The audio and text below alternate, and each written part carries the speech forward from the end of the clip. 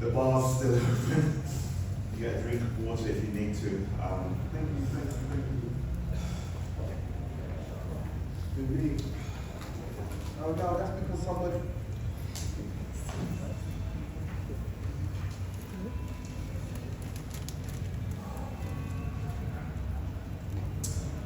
So, ladies and gentlemen, I appreciate that you've not had much time to prepare for what's happened here today. And I'm only assuming that when you got up this morning, you didn't have to kind of be in this position to experience what's going on in this room.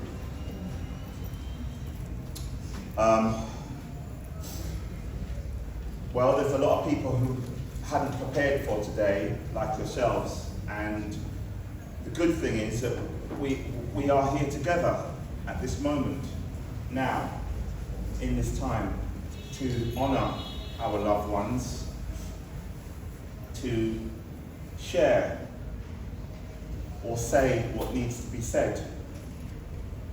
So, before we go into the final part of our play, if you'd like to, we'd like to invite you to share something with your neighbour, left or right, behind or in front of you, about what's going on for you now. Thank you.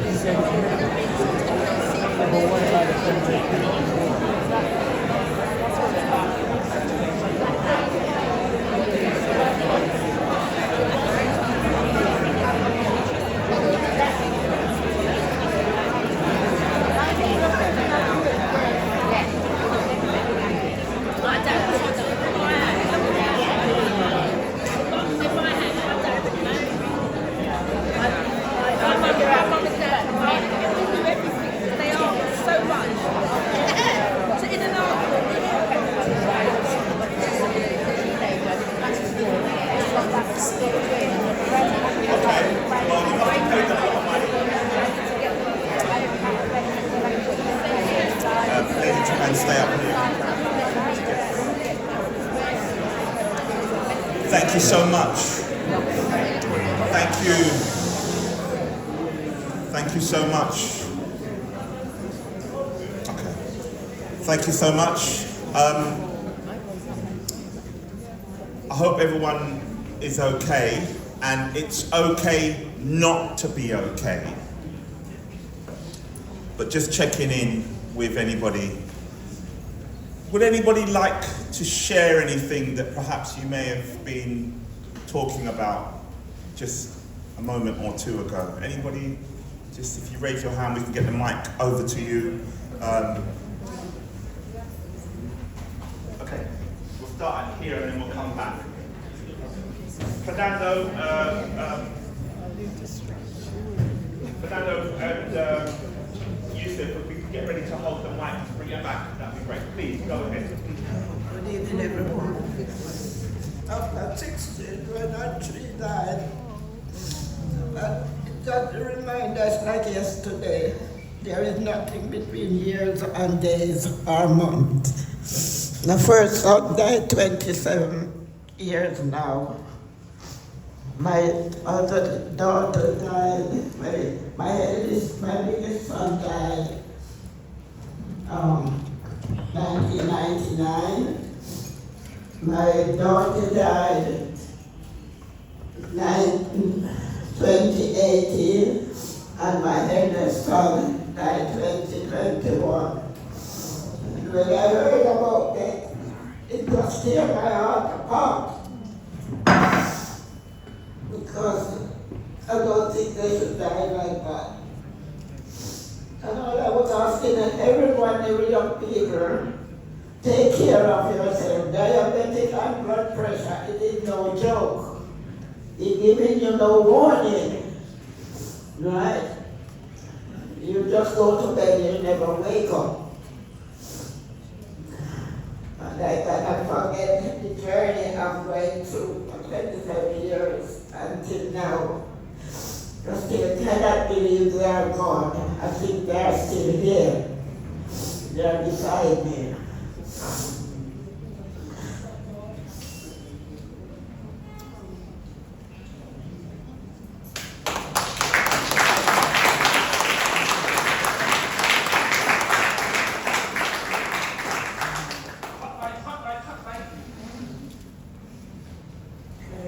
My story is very similar to the lady at the front, and I want to look my age.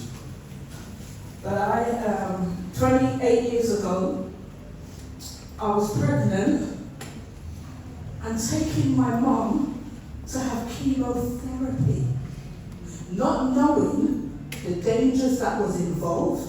Nobody told me there was dangers involved. You're not supposed to go near anybody that's having radiotherapy, chemotherapy. I'm taking my mum because I'm her daughter. I just saw my friend at the front, Sister Jane.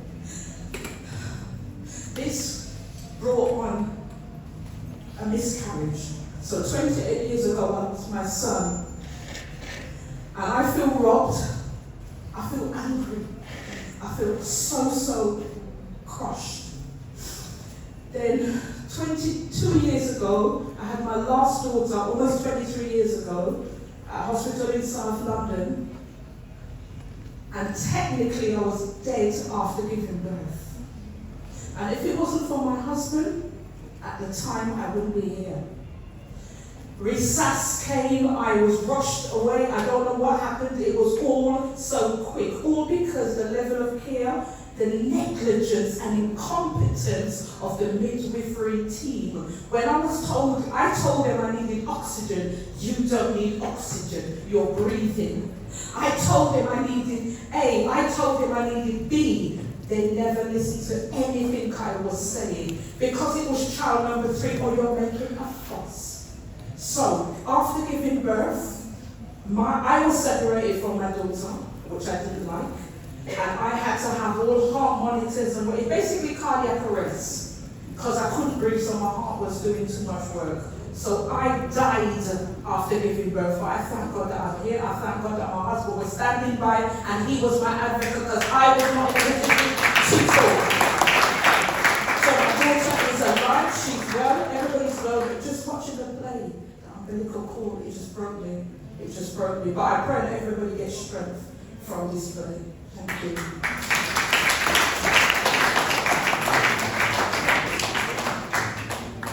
If your hands are up, I'll have your mic. Anybody else? It's okay.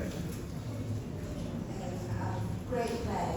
I was just going to say that an area where people don't consider our students and chat next to me about it is the post-labour experience, having that lactated breasts, the whole stomach pregnancy after weigh, the whole what did you have when you were in hospital, the whole having to reiterate the experience that you've gone through, the level of protection that you have to keep people away so that these questions aren't asked. It's a normal question when people are super pregnant for like 9 months and then they see no longer with a baby and ask what did you have, and obviously the lactating breast, you have to deal with all of that, the bleeding, but no baby, etc. very psychologically damaging for a lot. She's like the baby blues, still have all of these hormonal experiences just doing fracture baby, but there's no baby, and you have to deal with the whole preparations that you've made, the bed car, the family expectations, the children, you know, like kids that you've got, they're expecting you to the baby, you have to explain the baby passed away. It's an awful experience to go through as a family. So I've just got, I've had that bit to it as well, like the social and emotional side and the physical changes.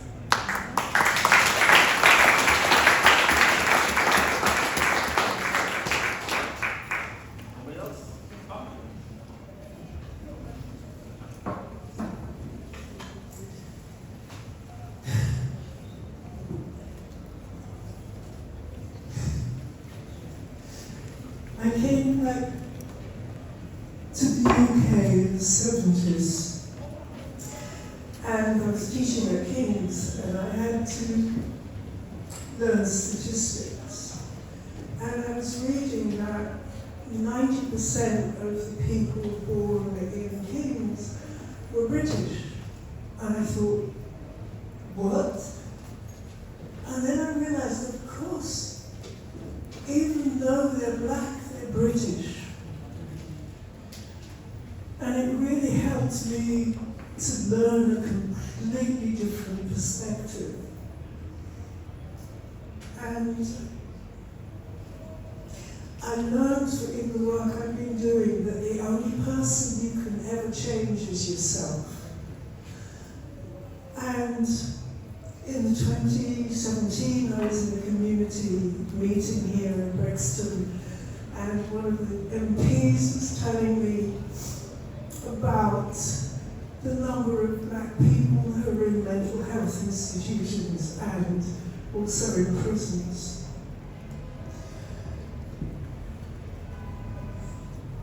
It was agony. How can nothing have changed since the 70s? How do we make it change? How do we do that? It's not regulation, it's the way that we learn our relationships and understanding and valuing people for who they are, even if sometimes they can do things because of their cultural background that we find terrible or unacceptable. But mostly, what are we going to do? How are we going to change it?